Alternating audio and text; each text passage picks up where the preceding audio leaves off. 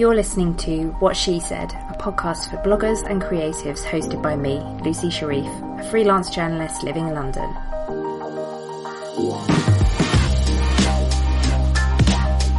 Each week I interview different women in blogging and the online world, getting their best blogging tips and advice, and a little bit of gossip too. Thanks for listening.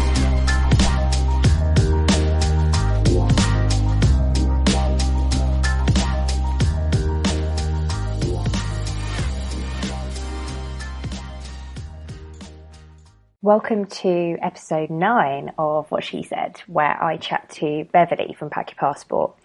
Fun fact, we hadn't actually met each other before, so when we had this call, it was the first time we'd even spoken to each other, which could have gone terribly, but it didn't, luckily. We chatted about the blogging landscape, how it's changed over the years. Beverley shares her journey to becoming a full-time freelancer and running her own company in freelance social media management, PR, copywriting, her background in digital marketing, and then she just casually drops some incredible SEO tips, some amazing Instagram stories tips as well. That's right at the end, so make sure you stay listening. I know you will anyway, but so all in all, it was just a super fun chat, packed to the brim with amazing tips and tricks for your blog. I know you'll love it. And also, if you want to get to know me a little bit better, I admit to some shameful SEO secrets, which is sort of in the middle of our chat. Some things that I have been doing wrong for years and have only just discovered how to do correctly. So it's pretty funny. So I hope you enjoy it. Thanks for being part of the podcast, Beverley. Do you want to just explain to us, if anybody who doesn't know who you are, which they will, your blog and how you came to into your blogging journey? Well, thank you for having me on. Basically, I started blogging in 2011. I'd moved to Australia in 2010 on a working holiday visa. And to be perfectly honest, I didn't know what blogs were. I'd never read a blog at all. But in 2011, I was living in Melbourne and working in a little cafe. And one afternoon, I went to do some research about a trip that I was going to go on and happened upon a blog. And I thought, do you know what? I love traveling and I'm not bad at writing. Maybe I could do this. Do you remember what blog it was? I think, do you know what? I think it might have been Adventurous Kate. Yeah. I think Adventurous Kate is the first travel blog that I ever read. Me too. Really? Oh, that's so funny. Yeah.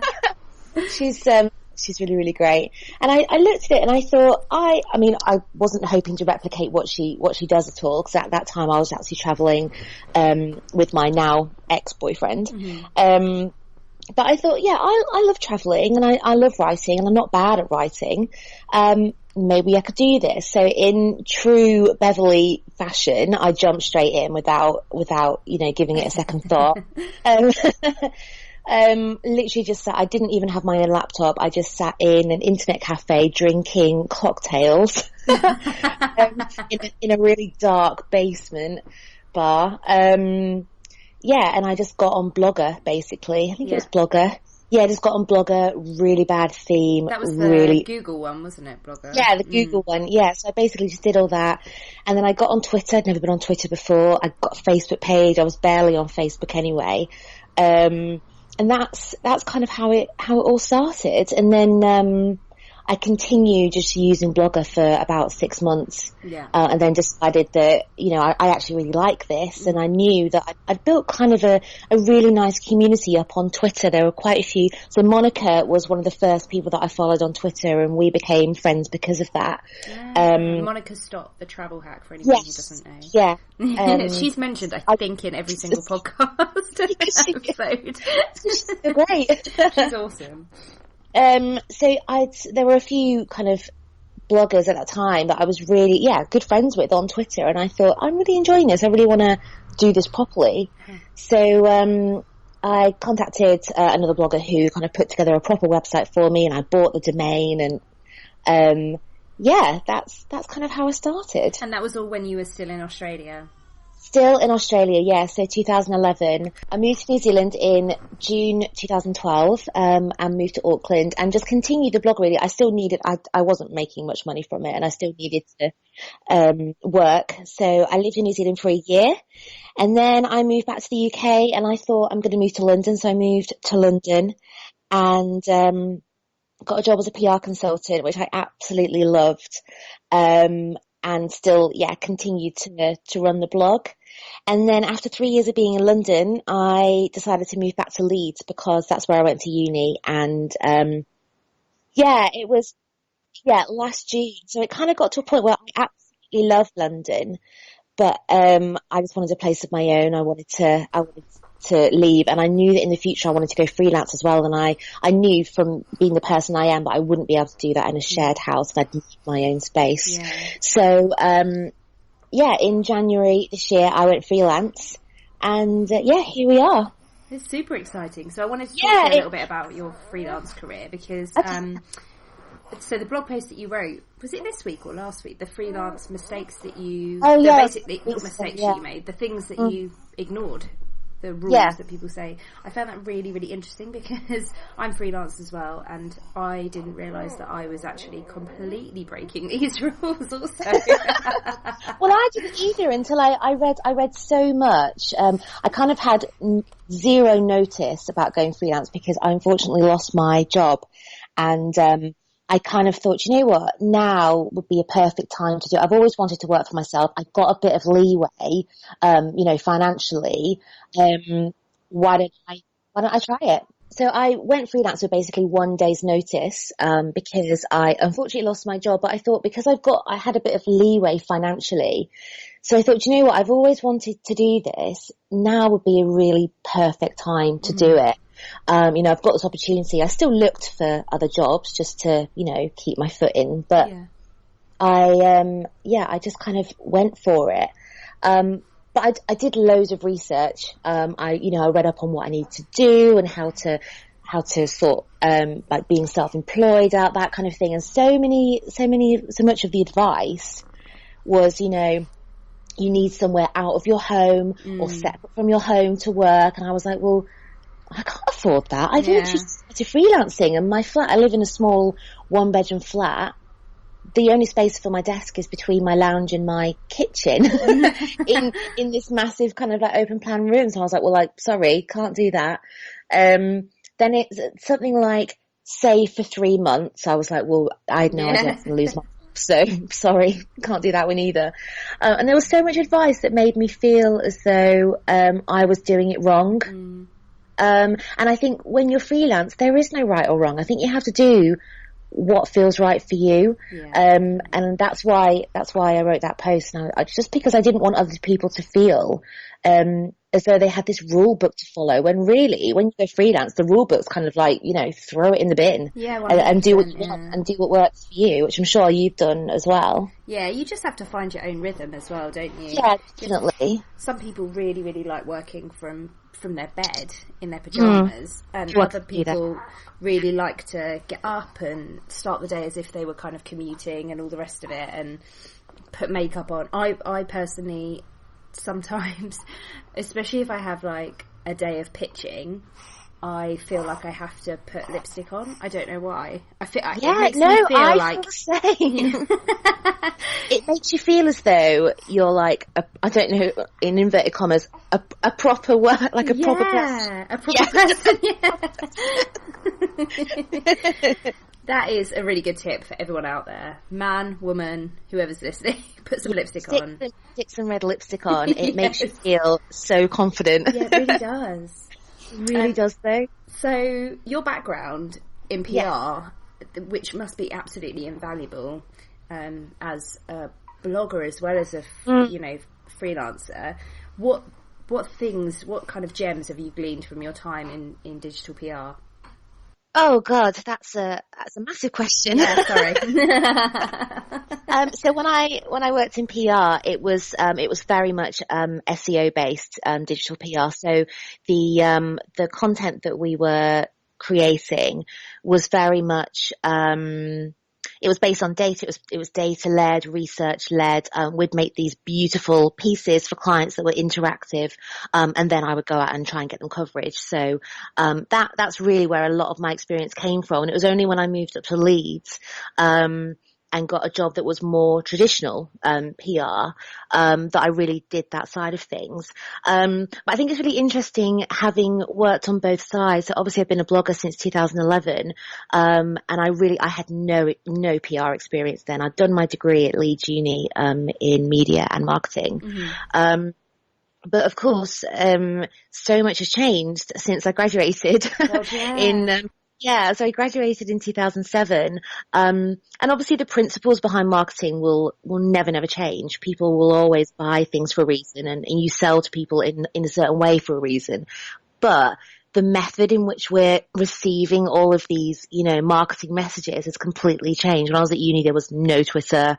There's no Facebook. Really, I'm really showing my age now. No, I think you're the same age as me. I remember those times.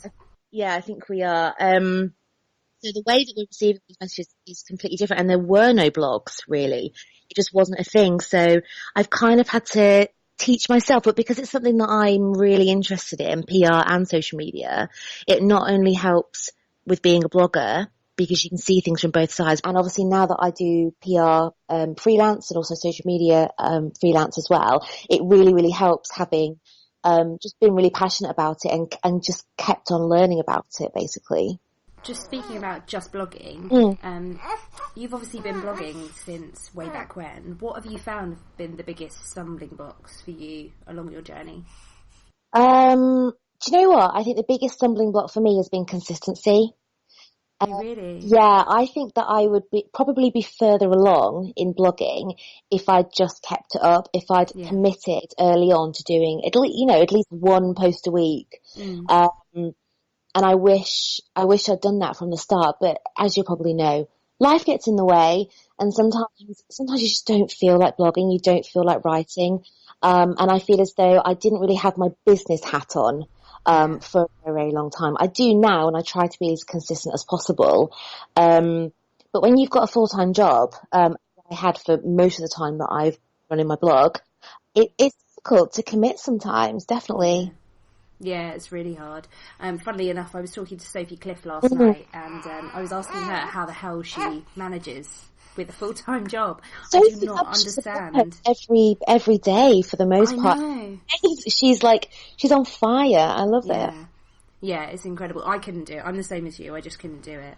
And what have been the, I don't know, light bulb moments along the way as well? Because I feel like when you're blogging, especially as you started out while you were travelling, I did the same. You really are properly winging it. And there tends to be a couple of light bulb moments where you're like, oh shit, I wish I'd been doing that from the beginning, or oh my god, this is going to change my life. I don't know, to be honest. That's a really hard question. I don't know if I had any light bulb moments. I think, to be honest, I've just been like bumbling along since 2011, to be honest. I think as I got more into it, I definitely realised what I was doing wrong, and what I could do to improve. I think for a long time I just didn't care about the photos on my site, and now I couldn't care more about the photos on my site. For ages I thought, oh yeah, just use my phone or like whatever. And that's fine if you don't mind. But I've always loved photography, and my dad's really passionate about photography as well, so he's taught me a lot. And the photos on my blog are really important to me now, and I wish that I'd realised that sooner, basically.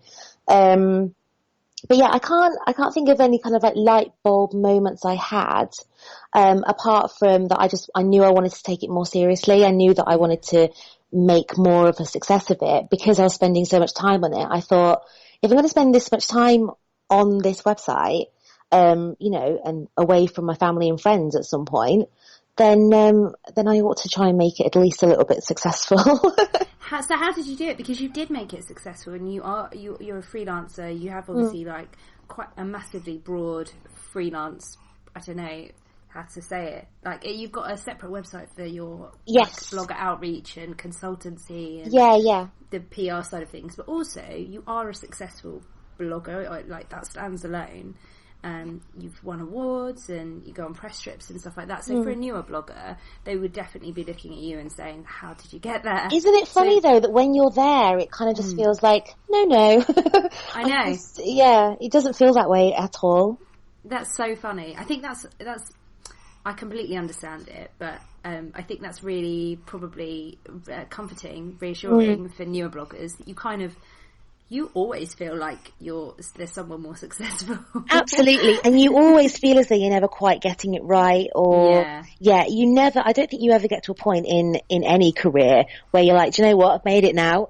Because it's when you're in it, you don't realise, you're just kind of like, I'm just going to publish another blog post. And it never feels, I never get to my desk in the morning and go, right, Beverley, award-winning blogger, let's smash it. I'm just like, oh my God, I need a coffee, and what have I got to write today? Oh my God. I feel exactly the same. Oh, I'm so glad. What is the favourite parts of blogging for you? Writing, definitely, which is, I mean, that's just normal for a blogger, I think. Writing and taking photos. I mean, obviously the travel aspect, but for the most part, I pay for that myself. So really, that is more, I think it's more part of my life rather than part of blogging in general. The writing, I've always loved writing. And my mum has always said that I should write a book, and I just feel like that's a lot of pressure to get from your mum. I like it. Well, I think she thinks that maybe writing a book is really, really simple, and there's publishers lined up outside my flat waiting to publish me, which is absolutely not the case. But yeah, I've always loved writing, and I've got a couple of writing styles that I use on Pack Your Passport. One of them is quite it is something that you could possibly put in a book, and I've definitely had people comment and say this is kind of like book material type stuff, which is a massive compliment. And I have been sat at my desk at some points, like bawling my eyes out if people are nice to me. But then the more practical, the more just my voice, basically, just writing as if I'm just, we're just having a chat. And so it's definitely the writing bit that I love, because I would write whatever, even if I didn't have a blog. So I think that's one of the most important parts that new bloggers need to know, because if you don't love writing, I think, I'm sure people do succeed if they don't love writing, but I'm not really sure how. No, I'm not sure how either. Because I think, you have to do it for that. You have to do it for that above all else. So I wanted to ask you a little bit about SEO, because in your previous life, you worked for a big SEO company. Yes. Did that help? Because I am terrible with SEO personally. I know the real basics, and I don't follow the things that I'm supposed to do at all of the time. It helped in terms of the basics. To be honest, I don't think there was any kind of information where I was like, oh yeah, I'm going to go home and implement that. But I think just being in that environment where people were massively geeky and really, really passionate about SEO and about marketing, that kind of it definitely helped when it came to deciding, I was writing my next blog post and deciding what I wanted it to rank for and how I was going to go about it. I'm definitely not an SEO expert, but I think just being in that environment definitely helped, yeah. But when you write a blog post, when you sit down to write a blog post, do you already have in your mind, this is the keyword that I want it to rank for? Yeah, so now you've asked that, I just realised that probably I do, but I thought that everybody did that, but perhaps not, I don't know. I do that now, but and actually I think after a certain amount of time it's not like a robotic process, you just do it automatically, you have it in your mind and agree. You're crafting a title or whatever. But at the beginning, I think that's something that feels like quite a mystery. You know that you should be optimizing, you know that you should be focusing on SEO for your blog, but you don't really know what it means. Absolutely. And things have changed so much in SEO over the past few years as well. I mean, it was once the case that if you, and I feel like I might get some of this wrong, SEO people, so I apologize, but I feel as though a few years ago, you could keyword stuff to your heart's content, really. If you wanted to rank for Amsterdam brunch, just stick that all over your blog post and you'd be away. Now, obviously things have changed, and you can't do that anymore, which is a really good thing. Nobody wants to read a blog post that's stuffed with the same keyword in every other sentence. I mean, it doesn't flow, it doesn't read nicely. And that's the reason, for anyone listening who doesn't understand what we're talking about, the reason so Google algorithm has got more and more and more sophisticated, and they're trying to cut out bots who will just, like Beverley's saying, just stick the keyword in at the beginning, like completely out of context, throughout the whole blog post. They read terribly. You'd read it and be like, "What? Who wrote this?" It would sound awful. Whereas now, as long as you've got it in your SEO title, in your URL, which you can obviously customize, in your title of your blog post, and you've used your keyword a few times, and you've got your keywords in your alt tags of your images, that kind of thing, that it all definitely helps. Do you know something that I didn't realise until maybe 18 months ago, which is embarrassing to admit, but I'll admit it. We're all friends here. Alt tags. So the alt tags are, it's to do with your images. What they should be is you should have your keyword in there, but it should be a description of the photo. It should be, yeah. I did not know that. So really? I didn't know that at all. So my alt tags, so basically, if you Google and then use image, and then click on image, if you're looking at images that you've Googled or whatever, of a keyword, I'm not explaining this very well, that's how you get them. So if you've taken a picture of yourself smiling, it should be smiling brunette lady, with your keyword as well. You need to weave it all in. Yeah, that's correct. Yes, that's definitely right. Yeah. So, they're there purely because, so it helps with people searching. So if you put something completely irrelevant, that literally helps no one. Which is what I was doing all the time. Yeah. Oh. And also for visually impaired people as well, it really, really helps, with knowing, what's on the page, if they're using, a kind of program to read out blogs and read out, stuff on the internet to them as well. So your alt tags are it's important for SEO, but it's even more important for accessibility, to actually describe what's in the photo. If it's a photo of a really nice, brunch, or really nice, view over Paris or something, write that. Literally, right. View over Paris. That's what you need to write. Can you imagine? I feel even worse now. No. These poor people who are looking at my completely unrelated picture, like, what the fuck? At least you know now. Yeah. I know now, but I still sometimes leave the alt tags blank. I'm really bad. I do that as well sometimes, especially if I've got, a lot of photos to post. I'm like, I really don't need to do this on everyone, surely. I know, surely. Please don't make me. Please. So we've covered all the SEO things that everybody else should be doing, but we definitely are. Yes. I think Yoast helped me a lot, the Yoast SEO plugin. Definitely. Because basically that takes all of the hard work out of SEO. It really does. It even has a readability gauge now. I love that readability gauge. Me too. Oh, I love it. Yeah. Except that often I start a sentence with the same word a few times, and it gets really annoyed. Yeah, and I'm like, screw you. That's my style. My blog post, I do what I want. Yeah.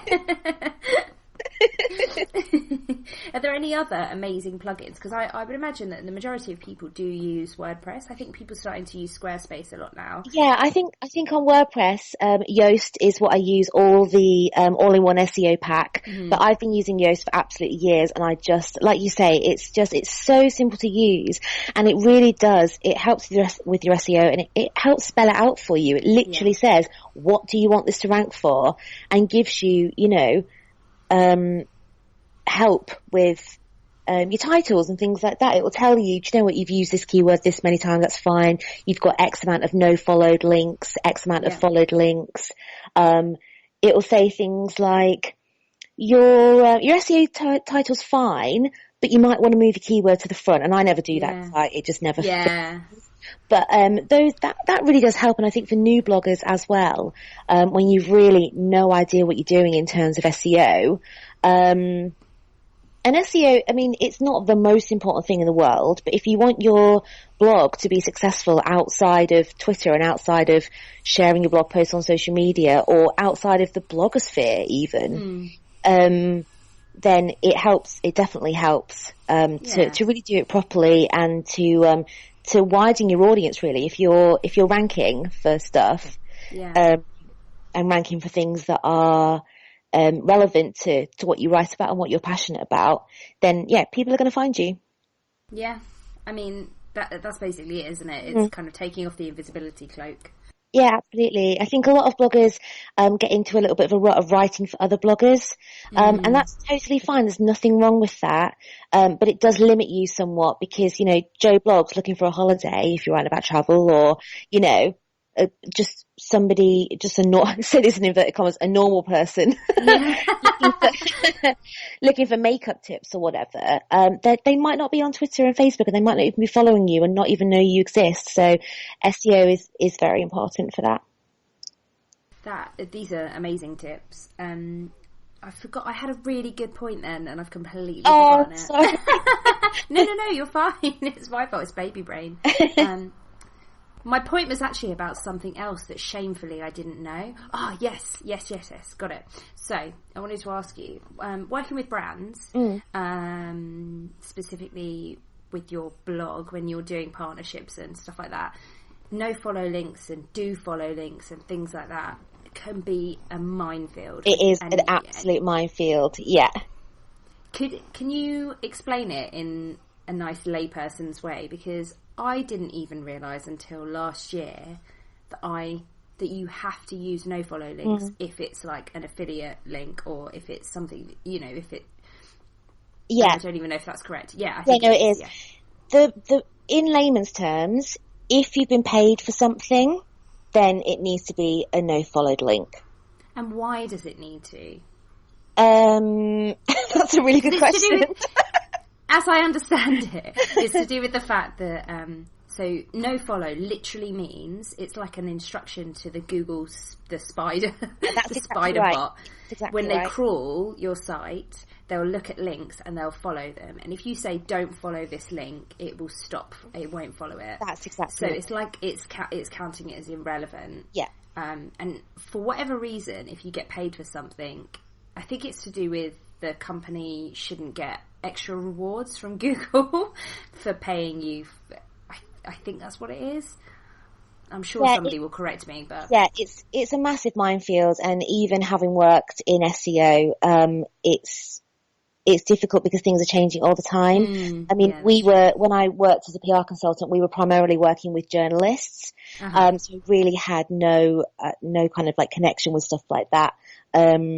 We were obviously looking all the time for a followed link because we were doing all this digital PR in order to help our clients rank. But it was beyond our control. And we weren't paying journalists, obviously, because they get paid themselves, which is a whole other blogger journalist thing.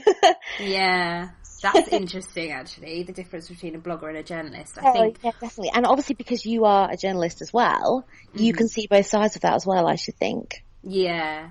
Yeah, and that takes us quite nicely to a topic that I'm always interested to talk to other bloggers about, which is press trips, because I've been on press trips as a blogger and as a journalist, and I find it a lot easier as a journalist. Oh, wow, that's really interesting. It's a lot easier. Yeah, I mean, I can see why it would be easier, having been on a press trip with a journalist. Yeah, who doesn't have to be on their phone, they don't have to be doing social media. It looked like the absolute dream, Lucy. I'm not going to lie. Honestly, it is. She was lovely. I think she was from maybe Hello Magazine or OK Magazine, and and we went to a hotel in Ireland, and she was literally just there to write about the hotel, and didn't have to take photos or anything because they would be supplied by the PR. Yeah. And I was there with my camera and my notebook and doing videos and writing up my notes in the evening, and I was like, wow, I've chosen the wrong job. Yeah. I mean, there's definitely benefits to being a blogger on a press trip. Oh, definitely. But I would say, for me, I much prefer doing press trips as a journalist, because you do get to enjoy the holiday. So that's another thing that for newer bloggers, especially within travel, I think it is within travel. The goal is often to go on a press trip, and I would caution against. I would like have that dream. Definitely, they're really good fun, but it's not a free holiday. It's absolutely not a free holiday. And I get really frustrated when people think it is, especially when I was working full time and I would get invited on a press trip and actually take time off from my job. Now I can go obviously whenever I want pretty much because I'm freelance. But when I was working full time, my co-workers would definitely be like, oh wow, I can't believe you get to go on a free holiday. Amazing. And on one hand, yeah, I mean, it's absolutely incredible. And I will never ever not be grateful to be given those opportunities, and I am very proud to have built up a blog that that PRs can look at and know that they want their client to be featured on there. That's totally fine, but it's definitely not a free holiday. No way. It's hard work. Monica has some really, really good tips about press trips, like press trip etiquette. Do you have anything from your time going on press trips that you'd like to share? I think, I mean, you just have to stay professional at all times. I mean, if the PR comes with you, that's fine. I just think, politeness, it goes a long way, definitely. I think write notes, take a notebook if you can, or like a little dictaphone or something on your phone that you can, record things on, because you literally do so much on a press trip that you get home and often can't remember what the restaurant was called, what you actually had to eat, or a conversation you have with someone where you learned something that you wanted to use in a blog post. So write notes if you can. And I always find that difficult because, on a press trip, you've often got, in one hand you've got your phone, in the other you've got your camera, and then you're trying to also concentrate on somebody that's talking to you as well, and it can feel a bit overwhelming, but, always try and write notes, and just stay alert and just take loads and loads of photos. I've been on press trips, people just don't bother really. Wow. And that's not good because you need to be able to write about the trip when you get home, obviously. I find that the taking of pictures kind of counts as my note taking sometimes. So that is a good point. Yeah, I'll sometimes, and I tend to the same night I'll look at the pictures, and that will jog my memory, and then I'll add to my notes. That's a good idea. Quite helpful. Also, I would recommend bringing a boyfriend or a husband along if you can. Mine is really well trained. Speaking of Instagram, what is your favourite type of social media to participate in? And also, because I feel like Instagram just gets a really bad rap these days. Just this morning I was on Twitter and I don't know, maybe 3 or 4 of my followers were like, oh, Instagram has been a bloody nightmare this week because they've changed the algorithm, and it's really disheartening, I think, because you put in a lot of effort into social media as a blogger. Yeah, it is. It's really frustrating, and it's really frustrating as a social media manager as well, obviously, because because so much of the time, especially on Facebook, my clients, their posts won't get seen. And so we have to pay to boost them, which is fine, but it can get frustrating. I think, for me, Twitter will probably always be my favorite because it's the first social network that I was on, I would say, professionally as a blogger. And I got my Twitter handle literally as soon as I started my blog. And it's where I met so many bloggers who I'm now, still friends with, still chat to, who were, either just starting blogging in 2011 or have been blogging for a couple of years. So people like Monica from the Travel Hack, Chris and Kirsty from No Place to Be,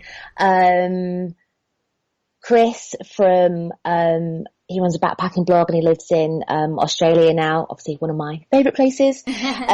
So many people that I still speak to now, and I think that's why I've got quite a large following on Twitter now, is because I've been on it for 6 or 7 years now, and it's changed a lot since then, obviously, but I think I just always put the effort into it because it's where I got a lot of traffic from. It's where I had nice conversations with my friends.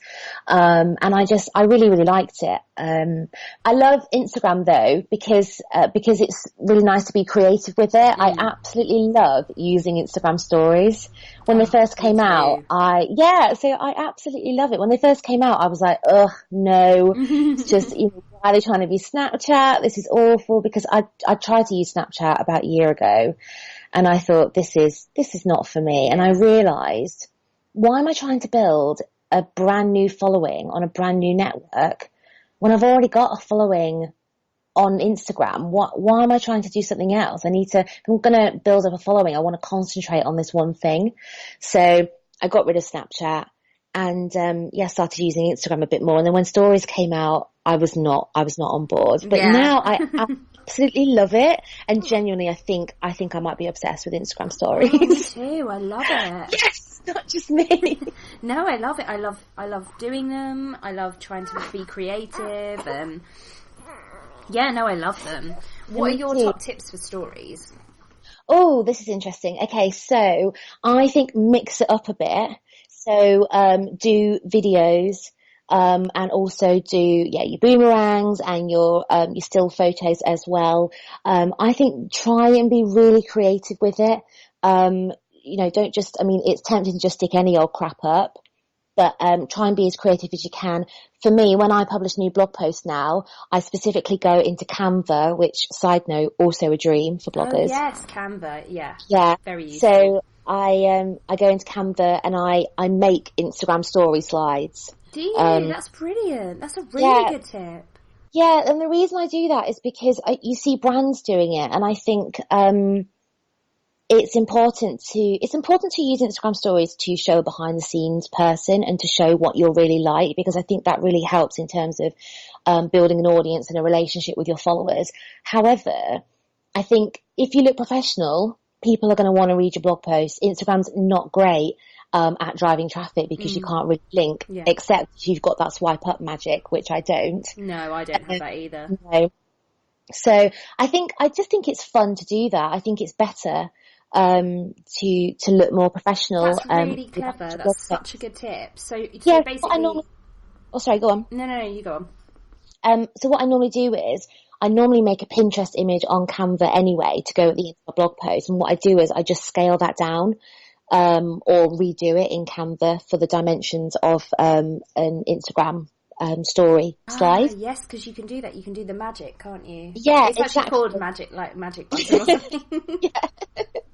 Yeah, so I just do that, and so I make the Pinterest image smaller, and then I might use straight after putting that up on stories, I might use a couple of images from a couple of vertical images from the post itself, and just say featuring this amazing brunch or this amazing place, and then encourage people to go to my profile where I always put the link of my latest blog post.